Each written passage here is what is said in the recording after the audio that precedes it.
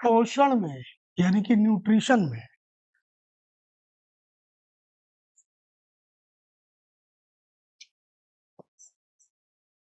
Nutrition में हम लोग बात कर रहे थे कुछ बहुत इंपॉर्टेंट न्यूट्रिएंट्स की, जिसमें एक हमने बात कर ली थी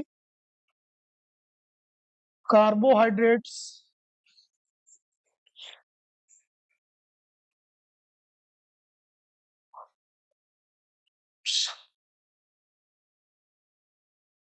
दूसरा पॉइंट हमने लिया था विटामिन्स का,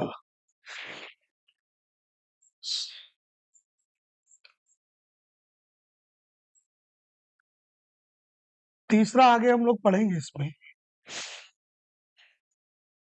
प्रोटीन, और एक पार्ट रहेगा मिनरल्स।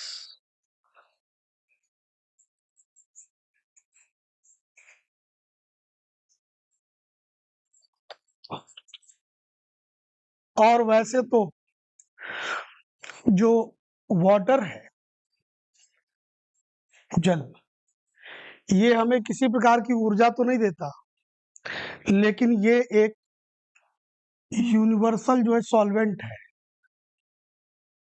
यानी कि एक ऐसा पदार्थ जो अपने में चीजों को घोल लेता है, और इसीलिए इसका बहुत इंपॉर्टेंट रोल होता है बॉडी के अंदर, क्योंकि इसकी वजह से शरीर के अंदर होने वाली जितनी जैव रासायनिक क्रियाएं हैं, जैव रासायनिक, ये क्रियाएं संपन्न हो पाती हैं।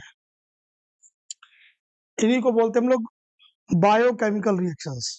तो बात चल रही थी असल में विटामिन्स की, तो इसको हमने डिस्कस किया था थोड़ा सा।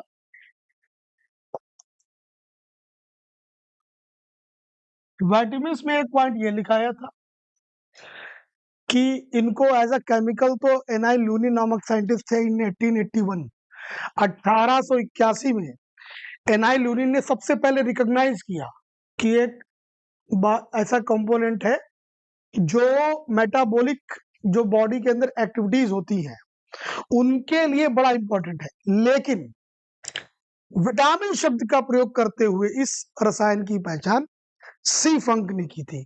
इसीलिए क्या बोलते हैं कि विटामिन की खोज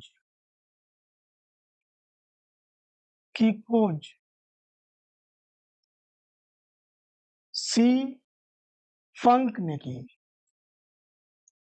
अब ये होते क्या है, सबसे बड़ी बात, ये जो होते हैं ये कार्बनिक पदार्थ है, याद रखिएगा। हमने लास्ट टाइम आपको एक बात बताई थी, आप सबको याद होगा कि आसपास जो कुछ देखते हैं पदार्थ हैं, जो भी स्थान घेरता है ना, जिसमें मास है, द्रव्यमान है, लेकिन पदार्थों को भी हमने कैटेगराइज किया है, और वे कहलाते हैं तत्व,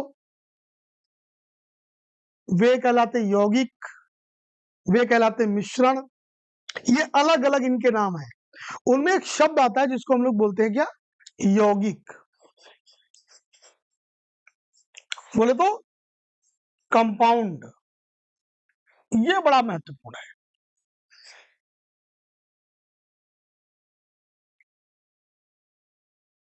कंपाउंड, अब आप मुझे बताओ कितना याद रहेगा कंपाउंड किसे कहते हैं?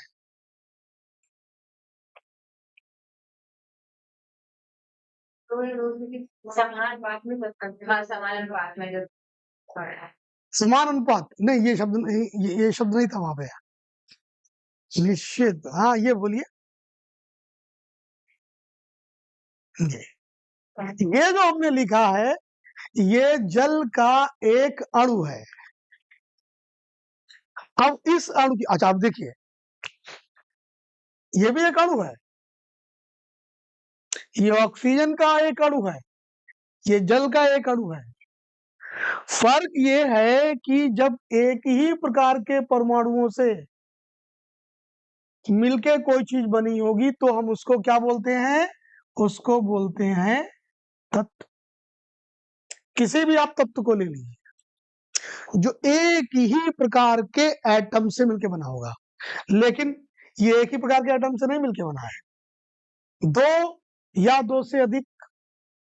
लेकिन एक खासियत है, दुनिया में कहीं चले जाएंगे, जहां कहीं पर भी जल का आप एक अणु लेंगे, उसमें परमाणुओं की संख्या निश्चित रहेगी, ये फिक्स है। इस जल के एक अणु में हाइड्रोजन के 2 परमाणु और ऑक्सीजन का 1, ये फिक्स रहेगा। तो यहां पर मैं कह रहा था यौगिक। अब मैं ये क्यों बता रहा हूं आपको?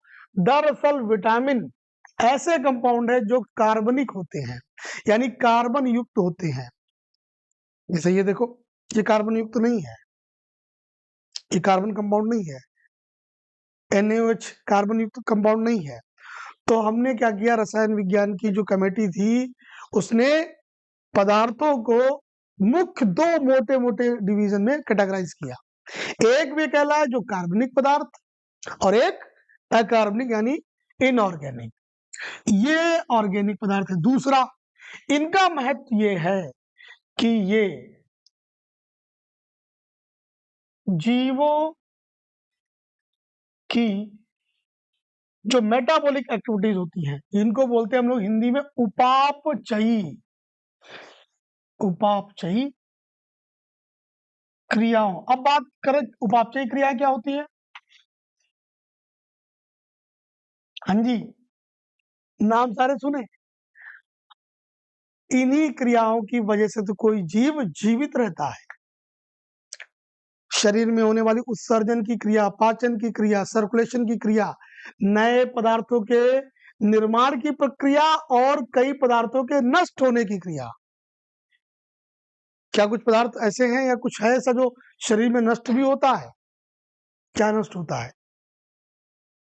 आरबीसी नष्ट होती है, डब्ल्यूबीसी नष्ट होती है, प्लेटलेट्स नष्ट होती है, और भोजन के अंदर अगर कोई टॉक्सिक सब्सटेंस चला जाए तो उसको भी तो लीवर नष्ट करता है।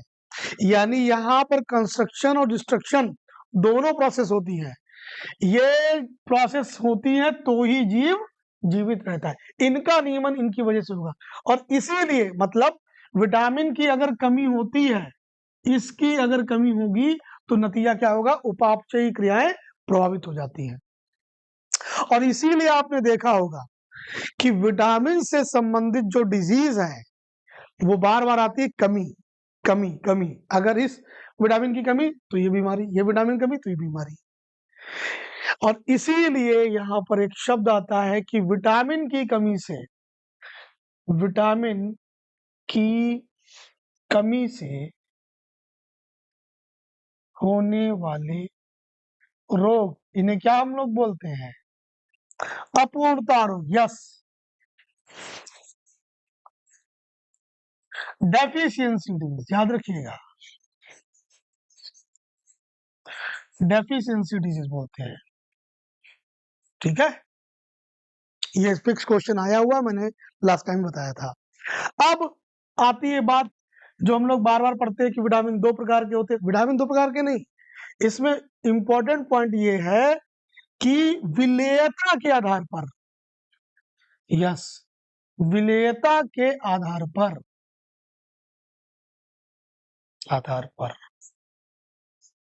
जो विटामिन है 2 प्रकार के हैं on the basis of solubility.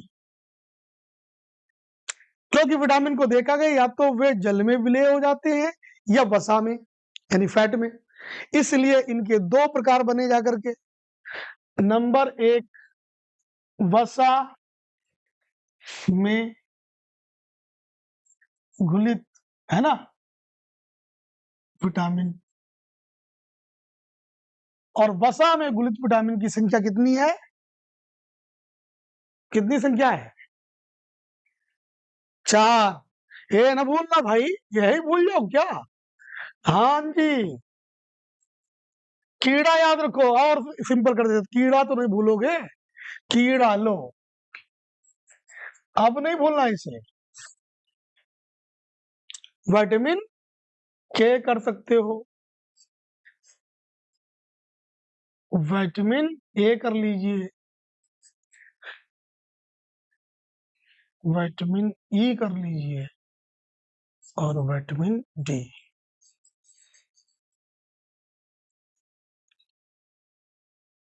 इसमें सबसे इंपॉर्टेंट था पॉइंट कि 2 प्रश्न बनते हैं इनसे अक्सर, है ना? एक तो इनमें से अगर किसी भी विटामिन का रासायनिक नाम यानी केमिकल नेम, और दूसरा है इनकी कमी से रोग, कमी से रोग। तो विटामिन की जो के है उसका रासायनिक नाम क्या बताया था?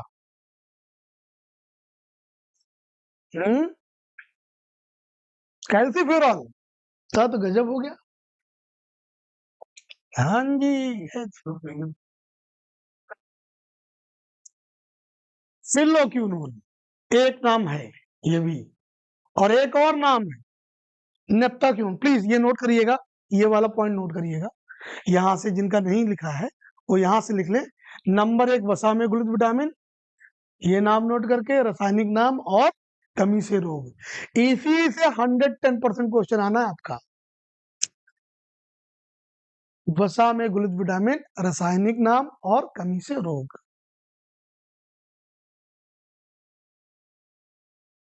और रासायनिक नाम में 2 नाम मैं लिखाऊंगा। एक नाम है जिसको बोलते हैं नेप्थाक्विनोन, नेप्थाक्विनोन,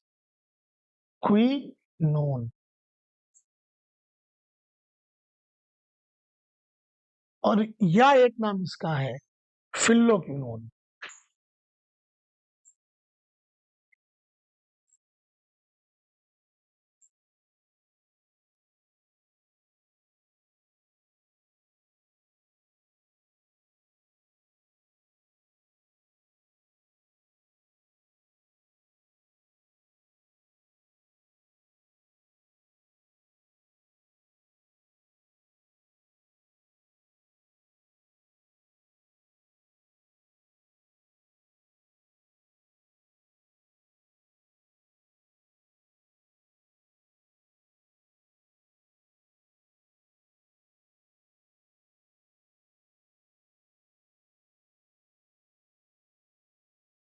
हाँ मेरे बच्चे बताओ कि इसकी कमी से कौन सा डिजीज आपने सुन रखा है?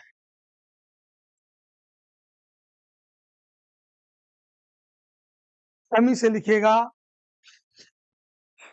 रक्त का थक्का जमना, न जमना। यस,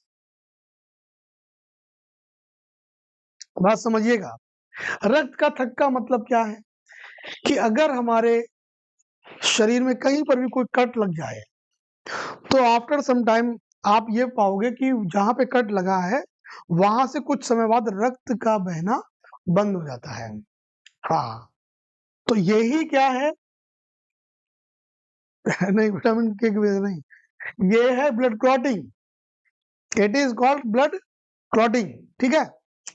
तो ब्लड क्लॉटिंग में बड़ा इंपॉर्टेंट रोल होता किसका है मैं बताऊंगा इसे। हालांकि इसका तो रोल है, लेकिन सिर्फ ब्लड क्लॉटिंग में इसका रोल नहीं है। ब्लड क्लॉटिंग में लगभग जो होते हैं 10-12 फैक्टर होते हैं। हम उस डिटेल में ना जाएं, लेकिन फिर भी याद रखिएगा ब्लड क्लॉटिंग के लिए क्या क्या इंपॉर्टेंट है मैं बताऊं। एक तो इसमें एक बड़ी इंपॉर्टेंट प्रोटीन है, इसको बोलते हैं प्रोथ्रोम्बिन प्रोटीन। क्या नाम है उसका? प्रोथ्रोम्बिन। उस प्रोथ्रोम्बिन प्रोटीन के निर्माण में कौन सहायक है जानते हैं? विटामिन के। अगर विटामिन के की डेफिशिएंसी हो जाए तो मेरे बच्चे क्या नहीं बनेगा? प्रोथ्रोम्बिन प्रोटीन की जो फॉर्मेशन है वो लैक कर जाती है, एक प्रोथ्रोम्बिन प्रोटीन। और दूसरा याद रखिएगा, एक सेल बड़ी रिस्पॉन्सिबल है इसके लिए। कौन सी सेल बॉडी की? प्लेटलेट्स। सुना ना प्लेटलेट्स?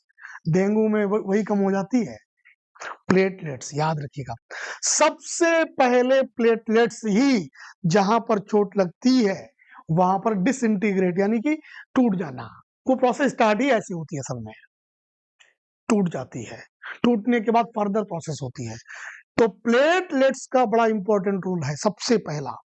उसके बाद में एक प्रोटीन और है जिसका नाम होता है फाइब्रिनोजन। फाइब्रिनोजन। हम लोग जब ब्लड पढ़ेंगे तो वहां पे डिस्कस करेंगे। अब आप समझो, ये मैं फैक्टर क्यों बता रहा हूं, जानते हैं आपने कभी देखा चोट लगी तुरंत क्यों ना ब्लड क्लॉट होता है? तुरंत नहीं जमता, आप ऐसे अक्सर दबा के रखते हो, रोकते हो, या कुछ समय छोड़ दो। It takes approximately 8 minutes. Biologically ऐसा माना जाता है लगभग 8 मिनट लगते हैं। क्यों? मैंने बोला लगभग 12 स्टेप की टोटल प्रोसेस है, इसमें अलग अलग फैक्टर रिस्पॉन्सिबल होते हैं। इसमें कैल्शियम आयन ये भी बड़ा इंपॉर्टेंट रोल प्ले करता है, और विटामिन के, क्योंकि इसकी वजह से ही प्रोथ्रोम्बिन प्रोटीन बनती है, इसीलिए इसको बोलते हैं कि एंटी हिमोरोजिक, मतलब कि रक्त का थक्का जमाने वाला, ठीक है ना, रक्त का थक्का जमाने वाला है। इसकी अगर कमी हो जाती है तो क्या होता है, रक्त का थक्का नहीं जमता। लेकिन एक पर्टिकुलर डिजीज है, बीमारी होती है, जिसमें पर्सन के अगर चोट लग जाए तो रक्त का थक्का नहीं जमता। शुगर में हीमोफीलिया नाम ही है उसका, हीमोफीलिया, याद रखिएगा। वो क्या है बीमारी? हीमोफीलिया। हालांकि मानव रोग जनकता में आएंगे तो वहां पर हम बताएंगे आपको। हीमोफीलिया जो है, ये एक ऐसी डिजीज है जिसमें पर्सन के चोट लग जाने पर विदाउट ट्रीटमेंट रक्त का थक्का नहीं जमता। समझना, सबसे बड़ी बात, यह एक आनुवंशिक, जी हाँ, कैसी डिजीज है ये? आनुवंशिक डिजीज है। आनुवंशिक डिजीज क्या होती है? ये माता पिता से बच्चों में और उनके बच्चों से उनके बच्चों में पास ऑन होती है। मतलब किसी एक्सटर्नल फैक्टर की वजह से नहीं, कोई बाहर से, कोई जैसे हम लोग निकले, जैसे जुकाम हो जाता है, किसी को जुकाम है तो उसके पास से निकले, हमको भी जुकाम हो गया, तो ये तो कंटेमिनेटेड डिजीज होती है, संक्रमण वाली बीमारी। ये ऐसी नहीं है, ये माता पिता से है तो बच्चों में चली जाती है। नहीं, ऐसे नहीं हो सकता। ये सिर्फ ये क्या, कैसे? नहीं, डिजीज तो बहुत सी ऐसी हैं, ऐसी डिजीज तो, डिजीज की कैटेगरी तो बहुत लंबी है, कि जो अनुवांशिक भी होती है, इन्नेट भी होती है, बट वो अनुवांशिक नहीं होती है, मतलब जन्मजात है लेकिन अनुवांशिक नहीं होगी। जैसे क्राइडोकैट है, एक सिंड्रोमिक कंडीशन है, क्लाइनफिल्टर सिंड्रोम कंडीशन है, मंगोली आइडियोसी है। ये वाली बच्चों में बीमारी बहुत दिखती है, लगभग हर 5,000 पे एक बच्चा पैदा होता है। आपने देखा है जिसको मंगोली आइडियोसी होती हो? गोल चेहरा होता है, छोटी छोटी चीनी जैसी आंखें हो जाती है, और बौद्धिक लब्धता उसकी बहुत कमजोर होती है। पर ध्यान दीजिएगा जो मैं बोल रहा हूँ, मंगोली आइडियोसी एक ऐसी डिजीज है जो लगभग 5,000 बच्चों पर एक परिवार में ये बच्चा जन्म लेता है। और ये बच्चे क्या होते हैं, स्टार्टिंग से इनके लिम्स जो होते हैं, जो ये कमजोर मिलेंगे, पैर से खड़े नहीं हो पाते, स्टार्टिंग में जल्दी से खड़े नहीं होते हैं, और जो है ट्रम्बल करते हैं बोलते समय, लैग करते, बोल नहीं पाते प्रॉपर, और आंखें मंगोलो जैसी हो जाती, मंगोलो जैसी, चीन के ऊपर वाला एरिया है ना मंगोलिया, मंगोलो जैसी, इसीलिए इसको बोला गया मंगोली आइडियोसी। मंगोली जड़ता। अब ये क्या है, क्रोमोसोमल डिसऑर्डर है, लेकिन जेनेटिक डिसऑर्डर नहीं है, अनुवांशिक नहीं है, बच्चों में से बच्चों में पास नहीं होगी, क्योंकि ये बच्चे स्ट्राइल होते हैं, मतलब इनमें रिप्रोडक्टिव पावर फिर नहीं रहती है, जर्म सेल्स बनती नहीं है। तो ऐसी बहुत सी डिसऑर्डर हैं जो जन्मजात तो हैं लेकिन अनुवांशिक नहीं है, और बहुत से डिसऑर्डर ऐसे हैं जो अनुवांशिक है, बच्चों में पास ऑन होंगे। और फिर कैसी होती है, इंड्यूस्ड होती बीमारियां। इंड्यूस्ड बीमारी कैसी होती है, सब कुछ फिट है, अचानक कोई बीमारी आ गई शरीर में, कैंसर है ना, ये जिसको आप बोलते हैं डायबिटीज, डायबिटीज हो, नंबर ऑफ कितने डिजीज के नाम लोगे, है ना? अरे कॉलरा हो रहा है किसी को, कॉलरा हो रहा है किसी को, लेप्रोसी हो गई किसी को, टीबी हो गई है किसी को, तो ये क्या जन्मजात है क्या? ये जन्मजात नहीं है, ये इंड्यूस्ड है। हम जन्म ले लिए, इन्वायरमेंट में आ गए, तब कोई ना कोई कारक हमारे शरीर में ऐसा आया, किसी वाहक की वजह से आया। अब सारी बीमारियां ऐसा नहीं कि किसी बैक्टीरिया से हो, वायरस से हो, और किससे हो सकती है बीमारी? जो कोई जीव पैदा कर दे बीमारी। वायरस वाली बीमारी तो जानते हो, कोविड ने अभी छकाया। बैक्टीरिया वाली बीमारियां बहुत सारी हैं। फंगस की वजह से फफूंद जो होती है, ये वाला तो पक्का किसी ना किसी को कभी रिंग वॉर्म हो जाता है, एक छोटा सा सर्किल बन जाता है, खुजली बहुत होती है उसमें, दांत जिसको बोलते हैं आप, ये फंगल डिसऑर्डर है। बाल्डिंग होना, टीनिया कैप्टिस नामक, ये बाल्डिंग, मेरे बाल्डिंग नहीं है, मैं बात बता रहा हूं, बाल तेजी से गिरना। मेरे तो बाल कम हो रहे प्रेशर में आप लोगों के, बात समझिएगा। तो जो बाल्डिंग होती है, और बाल्डिंग सुनिए, बाल्डिंग एक ऐसी डिजीज है, ये जेनेटिक भी डिसऑर्डर है। डायबिटिक जो है ये जेनेटिक भी है और इंड्यूस्ड भी है। माता पिता के तो बच्चों में पास ऑन हो जाएगी डायबिटिक, जो इसको बोलते हैं डायबिटीज, है ना? नहीं, अगर माता पिता में है तो पास ऑन हो सकती है, चांसेस हैं, और वो फिर किसी भी स्टेज पे होगी। नॉर्मली बच्चों में नहीं होती। लेकिन आप जानते हैं, एक हैरानी की बात मैं बताऊं, रिसेंट एक डेटा क्या कहता है, मतलब एक लंबे स्केल पर बच्चों में भी डायबिटिक सिम्टम्स आ रहे हैं। उसका रीजन सुन लो क्या है, क्योंकि इन्वायरमेंट तुम्हारा कैसा, इन्वायरमेंट देख रहे हो, इतने बड़े खड़े हो नहीं पाए, उनको पहले बस्ता लाद दिया। अब वो बहुत कोजी कोजी एटमॉस्फेयर में रहते हैं, उनकी बॉडी सस्केप्टेबल हो गई है, फाइट कर ही नहीं पा रही है। तो नतीजा क्या होगा, इनके अंदर ओबेसिटी, याद रखिएगा, मोटापा, एक बहुत डिफरेंट बच्चों वाला मोटापा लीड कर रहा है, जबकि वो जीन की वजह से आ रहा है। दूसरा, उनकी आई साइट कमजोर होना, ये एक भी डिसऑर्डर आ रहा है, वो भी जीन की वजह से हो रहा है। और वो जीन, आप सोचिए, जीन जब शब्द में बोलता हूं तो मैं बात क्या करता हूं, उसके शरीर की किसी सेल में जो मौजूद डीएनए है उसमें चेंज हो रहा है, जिसकी वजह से उसको ये बीमारियां हो रही हैं। और ये चेंज इसमें डीएनए हो क्यों रहा है? वैसे मैं बता दूं, अगर डीएनए में चेंज करना हो तो अपने आप ही चेंज हो जाता है, लेकिन अगर अल्फा बीटा गामा के रेडिएशन में कोई चला जाए तो भी ये चेंज हो जाता है। जैसे नागासाकी हिरोशिमा डाला गया तो उसका रेडिएशन जब फैला, उस जहां पर रेडियो एक्टिव रेडिएशन होता है उसमें कोई कांटेक्ट में आया तो लोगों की सेल में हो जाता है। अब वो अफेक्टेड हुए, मान लीजिए, उनकी जो संतान होगी ये इफेक्ट उनमें शो होगा। ठीक, यहां बच्चों में ये चेंजेस आ रहे हैं क्योंकि इनका एटमॉस्फेयर जो है वो उनको ऐसा बना रहा है। तो डिजीज जो होती है, याद रखिएगा, मैंने बोला जीवों से होती है, उसमें बैक्टीरिया है, वायरस तो है, फंगस है, फंगस है, इनसे तो होती है।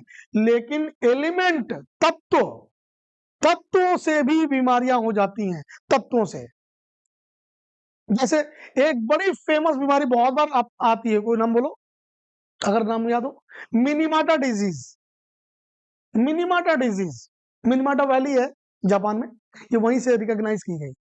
अब आप सोचिए, इस खेल इसकी बात बताओ, बड़ा इंटरेस्टिंग पॉइंट है इसमें। क्या हो रहा है, ये मिनीमाटा वैली है, यहाँ पे रिवर है, यहाँ पर इंडस्ट्री लगी हुई है जिसमें क्या होता है, मरकरी वगैरह का जो है यूज होता है। तो एज अ वेस्टेज बहुत कम मात्रा में मरकरी जो है वो पास ऑन होती है, वाटर ट्रीटमेंट में निकल जाती है, इसमें रहती है। अब वो जो कचरा है, उस कचरे के पार्टिकल्स को यहाँ पर जो फिश हैं वो खाती हैं, उनको वो लगता है खा रही होगी तो खाती हैं। उसमें ट्रेस एलिमेंट बहुत कम मात्रा में क्या है, मरकरी है। मरकरी इनकी बॉडी में डिपॉजिट हो रहा है, ठीक है, जो फिश हैं, आप समझिएगा बात को, इनको कोई प्रॉब्लम नहीं कर रही, मरकरी। लेकिन यहाँ मिनीमाटा वैली के लोग इसको पकड़ते हैं और वो खाते हैं, ठीक। और धीरे धीरे इसका कंसंट्रेशन यानी इसकी सांद्रता शरीर में बढ़ती है, और आने वाले टाइम में क्या होता है, इनको मिनीमाटा डिजीज होती है। और मिनीमाटा डिजीज बड़ी डिफरेंट वाहियात है। वाहियात ऐसे है कि टंग का रिफ्ट कट जाना, टंग कटती है, इसमें मेंटल डिसऑर्डर हो जाता है पर्सन को, ठीक है ना। तो ये मेंटल डिसऑर्डर से मतलब पागलपन जैसी बीमारी होना, फिर टंग में रिफ्ट आ जाना, कटने लगना, तो ये एक बहुत ही कह सकते हो विवश समस्या है। और ये इनको पता नहीं चल पाया, कई समय बाद जब बार बार ये सब चीजें पहले तो रिकॉग्नाइज की जाती हैं, सोर्स पता किया जाता है, पैथोलॉजी का रूल है ये कि आखिर काज क्या है। मछली पहले समझे मछली, फिर पता चला मछली नहीं है, और देखिए वो बीमारी मनुष्य को कर रही है, वही तत्व इनको नहीं कर रहा है। फिर यहाँ पर इन प्लांट्स को हटाया गया, रिमूव किया गया, और जहां कहीं पर भी इसका भोजन में विषाक्तता होती है, फूड पॉइजनिंग इसकी मरकरी की होती है। ऐसे एक ब्लू बेबी सिंड्रोम बहुत पॉपुलर क्वेश्चन आता ही है। माता के भोजन में लगातार नाइट्रोजन युक्त भोजन जा रहा है। हाँ, मतलब नाइट्रोजन डायरेक्ट नहीं आती, वो फॉर्म में रहती, नाइट्रेट की फॉर्म में, लेकिन मेन उत्पाद वो नाइट्रोजन ही है उसमें। अगर तो ये अब नाइट्रोजन क्यों क्यों करता है ऐसा, बच्चे का ब्लू बेबी क्यों हो जाता है, आप समझिएगा। आप पढ़ते हैं, हम लोग ब्लड में पढ़ते हैं एक सेल के बारे में। कौन सी सेल पढ़ते हैं, ये लाल रक्त कणिकाएं, इसी वजह से खून लाल है हमारा। इसका रोल क्या है, इसका सबसे हाँ क्या है, क्या क्या करती है, आरबीसी का सबसे इंपॉर्टेंट रोल याद रखिएगा। आरबीसी क्या करती है, ये ऑक्सीजन को कैरी करती है, ये कार्बन डाइऑक्साइड को कैरी करती है। सांस ली, लंग्स में कितनी गैसेस गई, लेकिन लंग से पास ऑन कौन होती है, ऑक्सीजन। ऑक्सीजन को ये लेती है, CO2 को अंदर से लेकर के आई है, उसको छोड़ती है, CO2 को छोड़ देती है लंग्स में, ऑक्सीजन को ले लेती है अंदर। तो रीजन है इसके पास में क्या है, इसके ऊपर हीमोग्लोबिन, हीम और ग्लोबिन, ग्लोबिन जो प्रोटीन है, main globin protein binding protein होती है, बांध लेती है, टक है माल ढोने वाला ग्लोबिन, किसको ढोता है, ऑक्सीजन। लेकिन ग्लोबिन प्रोटीन को पाया ये गया कि ये ऑक्सीजन से ज्यादा तेजी से बनती है, किससे, नाइट्रोजन से, और उससे भी ज्यादा तेज किससे बनती है मालूम है, कार्बन मोनोऑक्साइड से। आप लोगों ने एक केस सुना कभी कि नहीं, अभी हाल ही में तो ठंडक पड़ती तब ये होता है, कमरा बंद करके 4 लोगों ने मीठी जलाई और रात में मारे पाए गए, ये वाली घटना कार्बन में। जहां कहीं पर भी क्या होता है, जहां कहीं पर भी अपूर्ण दहन होगा, अपूर्ण दहन होता है, इनकम्प्लीट कंबशन फ्यूल का। अगर किसी भी फ्यूल का आधा आधा जलाओ, कभी कभी खूब जैसे घरों में जलाते हैं लकड़ी वगैरह रख करके, कभी कभी जलती नहीं लकड़ियां, धुआं बहुत उठता है, यही है इनकम्प्लीट कंबशन। और खूब तेज लपट के साथ जब पकड़ती आग तो बढ़िया दहन हो रहा है। तो इनकम्प्लीट कंबशन होगा तो कार्बन मोनोऑक्साइड का वहां पर प्रोडक्शन होगा, और इसकी जो हीमोग्लोबिन के साथ में बाइंडिंग है वो बहुत फास्ट होती है। अब होता क्या है, कुछ लोग नहीं पता, कमरा चपक सब पूरा बंद, बढ़िया अंगीठी, अंगीठी में आप जानते हो कोयला धीरे धीरे सुलगता है, तो कोल बर्निंग हो रही है लेकिन इनकम्प्लीट। अब खटिया के नीचे सरका के लगा लिया कि भैया पीठी बहुत गर्मा आई, ऐसे लगाई दो, ठीक। अम्मक पीठी सीख रही, लेट गई, सुबह टाटा बाय बाय। रीजन ये, क्योंकि एक तो इनकम्प्लीट कंबशन हो रहा है। कंबशन कभी भी होगा, याद रखिएगा, आग बिना ऑक्सीजन के जल नहीं पाएगी। जलाने में सहायक कौन है, ऑक्सीजन। तो दो काम हो रहे, देखिए, एक तो जो कमरा था उसकी वो ऑक्सीजन थोड़ी बहुत जा रही है उसको जलाने में, और दूसरा दोनों लोग जा रहे हैं श्वास में, क्योंकि आग जो जल रही है वो आधी अधूरी, तो दोनों चीजें जा रही फेफड़े में। लेकिन इसकी बाइंडिंग, दो लोग खड़े हैं अगर, कार्बन मोनोऑक्साइड और ऑक्सीजन, और ट्रक आया किसका, हीमोग्लोबिन का, वो ऑक्सीजन को पीछे, चलो पीछे, कार्बन डाइऑक्साइड को अपने ऊपर लाद लेता है, और नतीजा क्या होता है, बॉडी के अंदर कार्बन मोनोऑक्साइड की कंसंट्रेशन बढ़ती चली जाती है, और ऑक्सीजन की जहां कमी होगी कार्बन मोनोऑक्साइड बढ़ेगा। तो याद रखिएगा, जब जो ब्लड होता है वो हीमोग्लोबिन पे जब ऑक्सीजन मिलता है तब उसी को ऑक्सी हीमोग्लोबिन बोलते हैं, यानी कि वही मेन रेड ब्लड होता है, वही मेन रेड ब्लड होता है। आप देखोगे कभी जब ब्लड आपका सैंपल लिया जाता है, चूंकि इनसे लिया था ना, वेन से, और वेन में कार्बन डाइऑक्साइड वाला ब्लड होता है, तो देखो कभी बैगनी जैसा दिखता है, ध्यान दीजिएगा, इस बार जब लीजिएगा देखिएगा, ब्लड खून निकाला जाए आपका, ईश्वर न कहीं निकाला जाए, लेकिन भी निकाला जाए, देखिएगा वो बैगनी कलर का लगेगा। ये बहुत अच्छा रेड कब होता है, जब इसमें ऑक्सीजन मिलती है, ऑक्सीजनेटेड ब्लड, वो रेड होता है। तो इसकी मात्रा कम हो गई, किसकी, ऑक्सीजन की, इसकी मात्रा बढ़ गई, तो शरीर कैसा हो जाता है, धीरे धीरे नीला। बस माता के भोजन में क्या है, माता के भोजन में क्या है, ऐसा भोजन है जिसमें नाइट्रोजन युक्त भोजन है, ठीक। तो नतीजा क्या होगा, ऐसे पर्सन के शरीर में ऑक्सीजन की डिफिशियंसी, अब होता क्या, गर्भावस्था की स्थिति है, माता कैसी है, गर्भ गर्भ को धारण करने वाली है, जो भोजन वो लेती है उसी के थ्रू बच्चे को जाता है, तो बच्चे को नाइट्रोजन युक्त भोजन जा रहा है, तो नतीजा क्या होगा, उसके अंदर डेफिशिएंसी हो जाती है ऑक्सीजन की, तो शरीर पूरा क्या होता है, नीला पड़ जाता है, इसी को बोलते हैं ब्लू बेबी सिंड्रोम, ठीक है ना।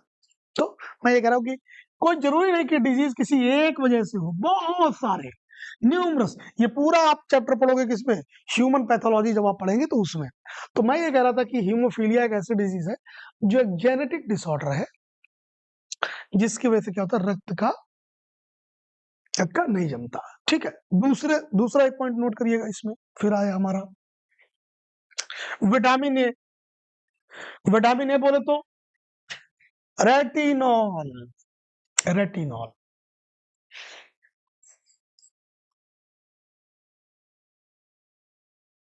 रेटिनॉल अगर कमी हो जाए तो क्या होता है, रतौंधी, एक रोग तो है रतौंधी, क्या बोलते हैं इसको, नाइट ब्लाइंडनेस बोले तो क्या हुआ, रात का अंधापन,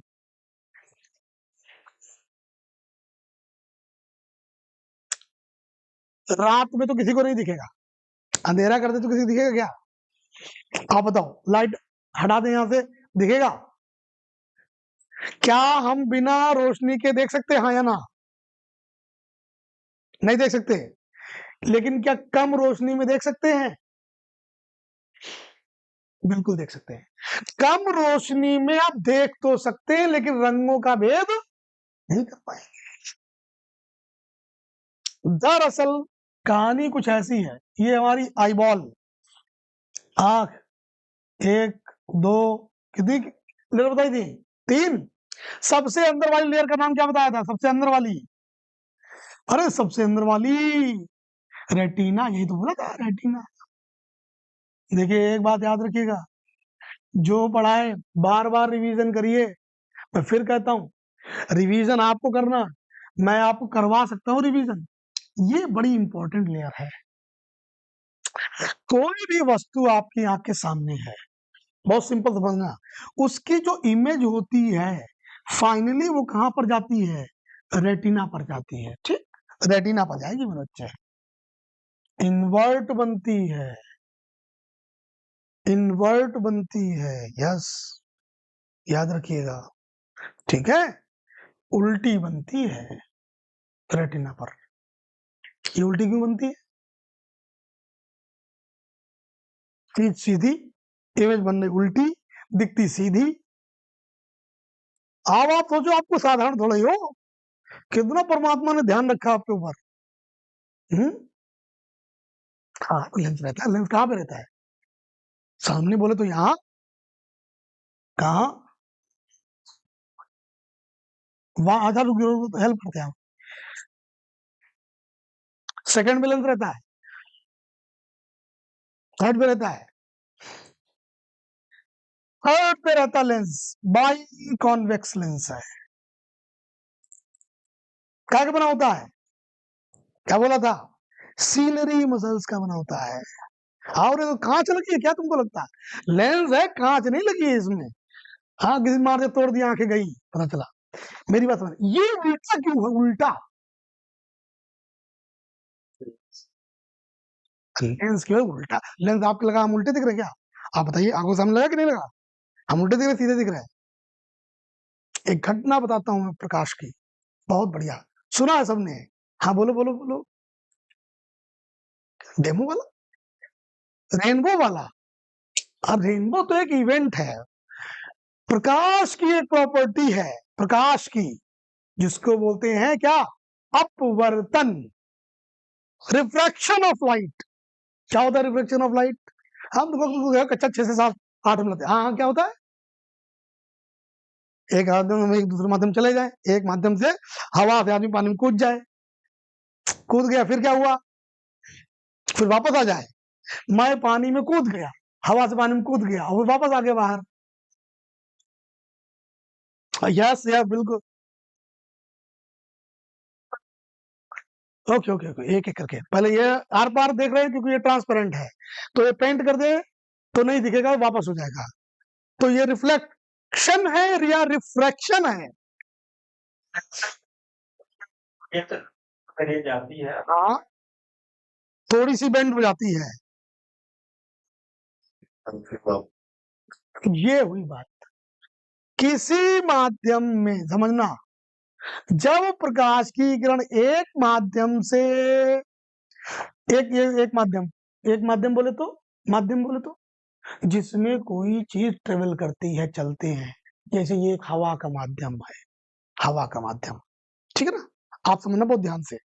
हमने क्या किया, एक ये बकेट रखी, इसमें क्या है, पानी, ठीक, और ये बाहर है हवा, तो यहां पर प्रकाश के लिए कितने मीडियम है, दो।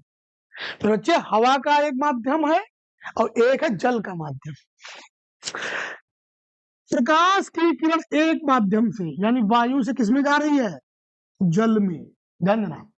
तो प्रकाश की एक प्रॉपर्टी है, प्रकाश की एक प्रॉपर्टी है कि प्रकाश सीधी रेखा में चलता है, इसकी प्रॉपर्टी है। तो होना ये चाहिए था, ये ऐसे आ रहे मान लो, तो ऐसे चले जाना चाहिए, लेकिन ये क्या होता है, ये अपने मूल पाथ से, इसका मूल पाथ ये है ऐसे, इस मूल पाथ से जब एक माध्यम से दूसरे माध्यम प्रवेश करती है तो अपने मूल पाथ से थोड़ा सा डिफ्लेक्ट हो जाती है, हट जाती है साइड में, इधर उधर। अब ये इधर भी हो सकता है और ये दूर भी जा सकती है, नॉर्मल लाइन से, अविलंब से, मतलब एक ऐसा है, एक तल है, तल पे एक काल्पनिक रेखा बिल्कुल सीधी 90 डिग्री कोण बनाती हो, ये तल है बेटा, तल, तल पे 90 डिग्री लाइन, आभासी लाइन, ये अविलंब है। तो क्या होता है, या तो किरण टुवर्ड्स झुक जाती किधर, इधर अविलंब है, और नहीं तो दूर हो जाती है। ये दोनों स्थितियां क्या है इसकी, अपवर्तन की, रिफ्रैक्शन की। अब ये देखो यहां मीडियम कौन सा बदला, कहां पर,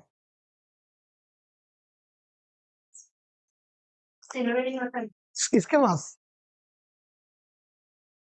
और और याद करो, याद करो, पढ़े सब हो, याद करो, रिकॉल करो। तो इसके अंदर द्रव भरे हैं, गेंद खाली खोखली नहीं है, गेंद ये टब्बल ऐसी जो आंखें हैं ये खाली नहीं है, सोचो इनके अंदर बड़ा द्रव। एक का नाम है एक्वस ह्यूमर, और एक का नाम है, एक जीत हो गया पहले एक्वस ह्यूमर, दूसरे का नाम विट्रस ह्यूमर। दो दो लिक्विड आ रहे हैं, दो दो लिक्विड मीडियम, और बाहर क्या है, एयर। तो बेटा अभी देखा आपने, अच्छा अच्छा ये भी मैं बता देता हूं, आप समझना है, हवा सघन माध्यम है या विरल माध्यम, विरल माध्यम है, और जल, अगर आप विरल से सघन में जाओगे, विरल से मतलब इधर रेयरर टू डेंसर। रेयरर का मतलब था भाई हवा के अणु देखो दूर दूर होते हैं, बहुत बड़ा होगा छोटे पे, हवा के अणु क्या होते हैं दूर दूर, और जल के अणु थोड़े पास पास। तो जो पास पास बैठे हुए सब कहते कि थोड़ा सट के बैठे सब लोग तो घने हो गए, और दूर दूर हो गए तो विरल हो गए। विरल से अगर सघन में जाओगे तो बेंट होकर के टुवर्ड्स नॉर्मल, नॉर्मल की तरफ चली जाती है। ठीक है ना, बस यही घटना यहाँ घटती है। ये देखो एक रेखा से ये यहाँ जा रही है तो मीडियम चेंज करते करते ये और टू, जैसे नॉर्मल लाइन मान लो, तो ये बेंट होकर के इधर जा रही है, और नीचे वाली जा रही है तो वो ऊपर पहुंच गई। नतीजा क्या हुआ, लाइन कैसी हो गई, सामने तो ऐसी थी। आ रहा समझ में आपको कुछ? तो यहाँ पर ये घटना, मेन प्रश्न आता है कि जो वस्तु है उसका प्रतिबिंब कैसा बनता है, उल्टा बनता है। और ये घटना क्यों होती है, प्रकाश के अपवर्तन के कारण। आप समझना, ये है रेटिना। क्या है, रेटिना। और रेटिना में दो प्रकार की सेल है। ये रेटिना है भाई, मेम्ब्रेन है, झिल्ली है, लेकिन ये बनी है सेल की। सेल कौन कौन सी, दो सेल, कौन कौन सी सेल है, क्या बात है, एक है रॉड और एक है, अरे कहां चलेगा तुम, एक रॉड और एक कोन। अच्छा, इनका नाम ऐसे नहीं रखा रॉड और कोन, इनकी शक्लें भी ऐसी हैं। कोन, रॉड है तो रॉड जैसी है, और ये कोन है तो कोन, आइसक्रीम वाली कोन। सबसे इंपॉर्टेंट बात बता रहा हूँ, ध्यान सुनना, ये मतलब वाली बात है। जो रॉड सेल है, कम रोशनी, कम रोशनी में देखने में सहायक कौन सेल, प्रकाश में रंगों के भेद में सहायक। मुझे बात समझ में आ रही, क्लियर है इतना? रेटिना, रेटिना किससे बनी है, दो सेल से, rod cell cone cell, rod cell cone cell. Rod cell कम रोशनी में, आप याद रखिएगा लाइट कम कर दूंगा, लेकिन आप जान जाओगे ये ऑब्जेक्ट ये ऐसा है, लैपटॉप जैसी कोई चीज रखी है, कम रोशनी में, बिल्कुल गायब कर दोगे नहीं दिखेगा। We can not see without light, light के बिना नहीं देख सकते हो।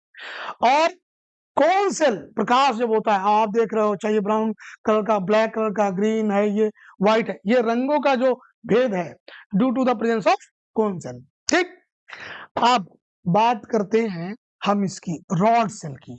रॉड सेल असल में बनी है किसकी, एक प्रोटीन पिगमेंट है, नाम मैंने क्या बोला, प्रोटीन, प्रोटीन पिगमेंट। जब कभी भी पिगमेंट शब्द आए तो ये वर्णक के लिए, रंग के लिए, प्रोटीन है ही। प्रोटीन इसमें जो है कौन सी बताई थी, हाँ, रोडोप्सिन प्रोटीन, प्रोटीन पिगमेंट कौन सा पूरा, rhodopsin, yes, rhodopsin protein. Rhodopsin protein में देखिएगा, रोडोप्सिन में दो चीजें हैं, एक है रेटेनिन और दूसरे ऑप्सिन। मेरे बच्चे ऑप्सिन तो प्रोटीन है, ऑप्सिन ही क्या है, प्रोटीन, लेकिन रेटिनिन क्या है, पिगमेंट। आप जैसे भी प्रकाश में है, एकदम से मैं लाइट ऑफ कर दूं, बहुत कम रोशनी रहे, लेकिन उधर से देखो लाइट छन करके आई रही पीछे से, लेकिन आप देखो एकदम से मैं पूरी लाइट अगर ऑफ कर दूं तो थोड़ी देर के लिए आपको नहीं दिखेगा। रीजन ये है, जब रोशनी है तो कौन काम कर रहा है, कौन सेल।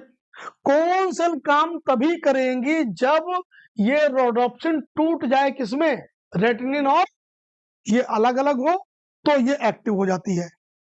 अच्छा, आपने लाइट जैसे ही ऑफ कर दी तो इनका काम खत्म, अब काम किसका आ गया, रॉड का। लेकिन रॉड सेल तब काम करेंगी जब क्या बना हो, लेकिन जब ये काम कर रही थी तो रोडोप्सिन टूटा था किसमें, रेटिनिन और ऑप्शन में। तो जैसे ही आपने लाइट ऑफ की, काम हुआ रॉड सेल का, तो रॉड सेल तब एक्टिव होंगी जब रेटिनिन और ऑप्सिन क्या हो जाए, मिल जाए और क्या बना ले, रोडोप्सिन। और ये फ्यू सेकंड, कुछ सेकंड का टाइम लेती है। इसीलिए जैसे कोई एकदम से लाइट ऑफ कर दे, तो जहां पर आप बैठे होते बहुत कम रोशनी है, वहां दिखाई नहीं देता फॉर फ्यू सेकंड, फिर थोड़ी देर आप ऐसे करते हो, ठीक है। यही है धूप से जैसे ही आप कमरे में प्रवेश करते हो, अंधेरे कमरे में दिखता नहीं, तो गेज करते हो इसे, तब जाके आपको थोड़ी देर में दिखता है। और इसमें जो रेटिनिन नामक है पिगमेंट, इसका निर्माण होता है with the help of vitamin A. जय को नाम का पढ़ो, रेटिनॉल। इसी नाम का क्या है, रेटिनॉल। रेटिनॉल वो केमिकल सब्सटेंस है जिसकी हेल्प से बॉडी में एक पिगमेंट फॉर्मेशन होता है, दैट इज रेटिनिन। अब देखो, विटामिन ए कम तो क्या कम होगा, रेटिनिन। रेटिनिन कम तो रोडोप्सिन कम। रोडोप्सिन कम तो किसका फंक्शन डिस्टर्ब होगा, तो कम रोशनी में दिखाई नहीं। इसलिए शाम जैसे आती है तो जिसको नाइट ब्लाइंडनेस है, फिर वो ऐसे करने लगता है, उसको दिखता ही नहीं है। कैसे दिखेगा, क्योंकि इसके अंदर ये विटामिन कमी है, ठीक। इसीलिए इसका नाम क्या पड़ा। हालांकि नाइट ब्लाइंडनेस एक डिजीज है, ड्राइनेस ऑफ आईज यानी कि जीरोप्थेल्मिया एक और होती है, जिसको बोलते हैं आंखों की शुष्कता। आंखों की शुष्कता, ये एक डिजीज और होती है इससे।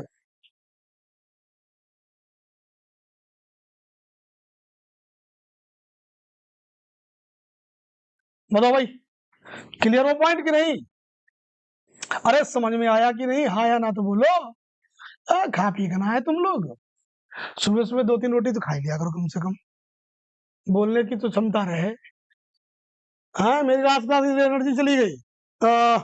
ये देखो, और इनको पढ़ाना है आगे जाकर के एक बढ़िया संस्थान होगा, बढ़िया विद्यालय, जिसमें 8-6-7 घंटे बैठ करके खाना बंटवाएंगे बाकायदा, और पढ़ाएंगे भी, और सर्वे भी कराना है, ये सारे काम कराने तो है। अरे आप लोगों तो कम से कम उतना उत्साह होना चाहिए, मेरी लास्ट क्लास है, मेरे को भी रात को 8 बजे तक यही सब करना है। हाँ, आप लोग कम से कम मेंटली देखिए, याद रखिए, अगर मेंटली आप अपने आप को लूज करेंगे तो जो चीज पहले ही चली जाएगी। याद रखिए, मेंटली हारे, मन से हारे हार होती है, मन से तो एक्टिव रहिए, आप तो कंफर्टेबली बैठे हुए हो। एक बात और, विटामिन ई, विटामिन ई को बोलते हैं क्या, हाँ, टोकोफेरॉल। टोकना, हेलो भैया, टोकोफेरॉल। अगर इसकी डेफिशिएंसी होती है, देन डिजीज कौन सी है, हाँ, ये क्या है, ये एंटी इनफर्टिलिटी है। लेकिन इससे क्या होता है, तो इससे होता है बांझपन का रोग। अब ये समझिए, बांझपन ये नहीं कि सिर्फ स्त्री में हो, नहीं, मेल एंड फीमेल दोनों की इनफर्टिलिटी होती है। रीजन ये है, दोनों के ही जन्नांगों में, याद रखिएगा, पुरुषों की जब बात आती है, पुरुष में एक जर्म सेल बनती है जिसको हम लोग बोलते हैं शुक्राणु, बोले तो स्पर्म। स्पर्म बोले तो लाइक दैट सब्सटेंस, ये बहुत छोटी सेल है, बहुत ही छोटी, स्मॉलेस्ट वन है, सबसे छोटी, ठीक है, स्मॉलेस्ट वन काय में, ह्यूमंस में। और महिलाओं की बात करें, महिला में जो जर्म सेल है, तो दैट इज अंडाणु, ओवम, ये बिगेस्ट वन है। इनकी संख्या तो करोड़ों में होती है, ये एक बार में एक, at one time, right ovary left ovary, दो ओवरी है एब्डोमेन रीजन में, ठीक है, एक में एक बार में एक का ओरिजिन होती है। दोनों ही जर्म सेल हैं, इन दोनों की जो आउटर लेयर होती है, इनके निर्माण में कौन रोल प्ले करता है, विटामिन ए की कम, इनकी काउंटिंग कम, इनकी काउंटिंग कम, तो क्या होता है, फिर इनफर्टिलिटी आती है। तो ये एंटी इनफर्टिलिटी है, बांझपन की कमी का रोग होता है अगर इसकी कमी होती है। दूसरा एक है विटामिन डी। विटामिन डी बोले तो क्या बोलते हैं इसको, कैल्सीफेरॉल। और मेरे बच्चे, अगर इसकी कमी हो जाए, कमी होने पर रोग, सूखा रोग, और भी कोई रोग, हाँ जी, वो याद नहीं रहा अभी, भूल गए। इतना तो पढ़ाई कौन कर पाए, सारा पढ़ा दो। हाँ जी, मलेशिया याद रखिए, आ जाएगा नाम। मलेशिया तो नहीं भूलोगे, कितना बढ़िया खूबसूरत है मलेशिया, ठीक है ना। तो याद रखिए कैल्सीफेरॉल, क्या रोल है इसका विटामिन डी का? एक तो आपने बताया क्या, सूखा रोग, सूखा रोग, सुखंडी भी बोलते हैं या इसको रिकेट्स भी बोलते हैं, रिकेट्स। ये बच्चों में होता है, याद रखिएगा। किसमें होता है? बच्चों में। लेकिन अगर बड़ों में इसकी कमी होती है तो फिर उनको डिजीज होती है ऑस्टियोमलेशिया।